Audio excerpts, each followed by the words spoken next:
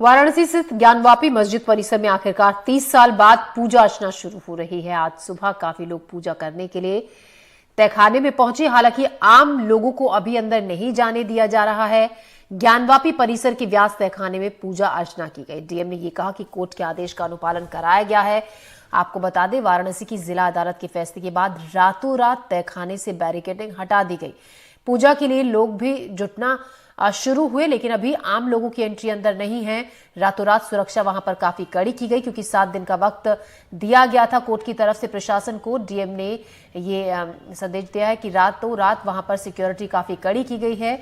31 जनवरी को हिंदू पक्ष को बड़ी राहत देते हुए कोर्ट ने परिसर में मौजूद तहखाने में हिंदुओं को पूजा पाठ करने का अधिकार देने का निर्णय सुनाया था। मुस्लिम पक्ष ने इस आदेश को अदालत में चुनौती देने का फैसला भी किया है।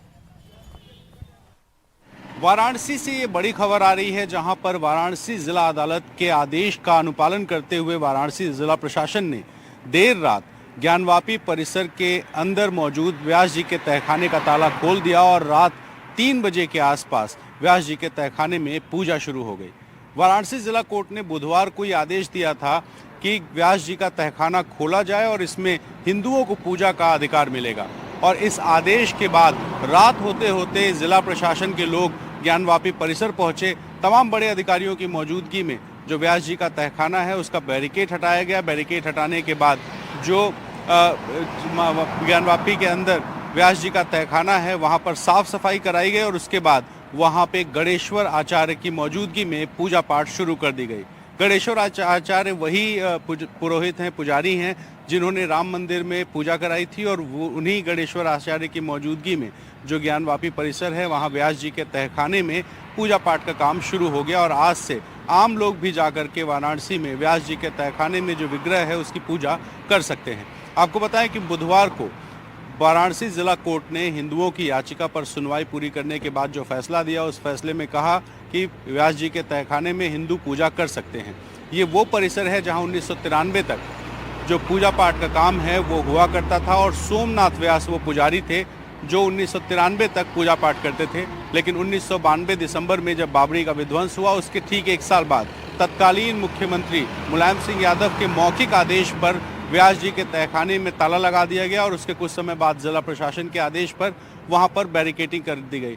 तो 30 साल तक लगातार व्यास जी का तहखाना बंद रहा और अब वाराणसी कोर्ट ने आदेश दिया है और उस आदेश के अनुपालन में ये जो साइट है, जो जगह है व्यास जी का तहखाना, उसका ताला खोल करके हिंदुओं को पूजा का अधिकार मिल गया है। इस मामले को लेकर के राजनीति भी शुरू हुई है। अखिलेश यादव ने एक एक्स पर पोस्ट करके कहा कि बहुत कुछ ऐसा हो रहा है जो कोर्ट के आदेश के अनुपालन की हड़बड़ी है।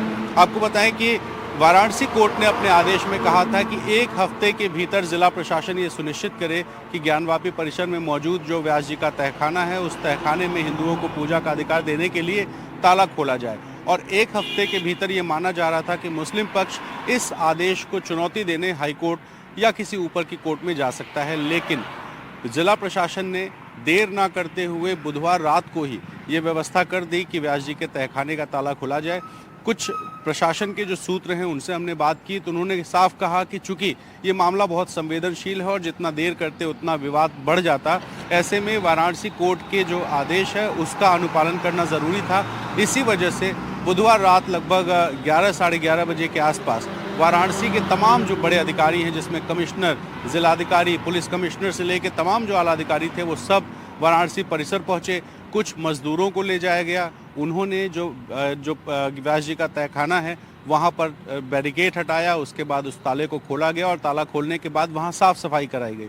साफ सफाई कराने के बाद गणेश्वर आचार्य की मौजूदगी में रात में ही पूजा पाठ शुरू हो गया और आज यानी कि गुरुवार के दिन आम लोग जो जाएंगे वो व्यास जी के तहखाने में दर्शन कर सकते हैं, विग्रह की पूजा कर सकते हैं। इस संवेदनशील मामले को देखते हुए वाराणसी जिला प्रशासन ने पूरे बनारस में जो सुरक्षा व्यवस्था है वो बढ़ा दी और खासतौर पे विश्वनाथ मंदिर के आसपास की जो सुरक्षा है उसमें यूपी पुलिस भी लगी है, पैरामिलिट्री के जवान भी मौजूद हैं और लगातार जो बड़े अधिकारी हैं लखनऊ में भी, वो भी इस पूरे मामले की निगरानी कर रहे हैं।